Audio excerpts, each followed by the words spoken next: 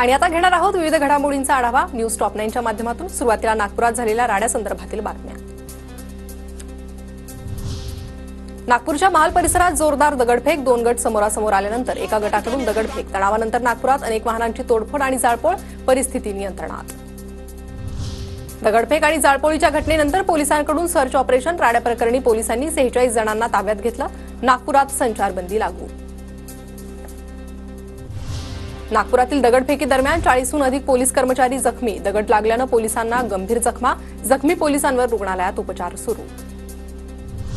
नागपुरात जमावानं केलेल्या दगडफेकीचा व्हिडिओ समोर, जमावानं गाड्यांची तोडफोड केली, व्हिडिओ समोर। नागपुरात दगडफेकीनंतर अर्धा ट्रॉली दगड जमा, हंसापुरी भागात देखील दगडफेक आणि जाळपोळ, पोलिसांनी परिस्थिती नियंत्रणात आणली। नागपुरातील राड्यानंतर पुणे पोलिसांना अलर्ट राहण्याच्या सूचना, सर्व पोलीस ठाण्याला अलर्ट राहण्याचे पोलीस आयुक्त अमितेश कुमार यांचे आदेश, पोलीस स्टेशन हद्दीत लॉंग मार्च काढण्याच्या पोलिसांना सूचना। मुख्यमंत्री फडणवीस आज सभागृहात निवेदन देणार, नागपुरातील दगडफेकी संदर्भात फडणवीस निवेदन देणार। नागपूरचे पालकमंत्री बावनकुळे घटनास्थळी भेट देणार, नागपूर येथील महाल भागाची बावनकुळे पाहणी करणार, मुख्यमंत्र्यांच्या सूचनेनंतर बावनकुळे नागपुरात। नागपुरातील राड्यात 33 ते 34 पोलिसांना मारहाण, नागपुरात 40 ते 45 वाहनांची तोडफोड, सोशल मीडियावर कुणी अफवा पसरवली आणि घटनेचा मुख्य सूत्रधार कोण याचा तपास सुरू, मंत्री चंद्रशेखर बावनकुळेंची माहिती।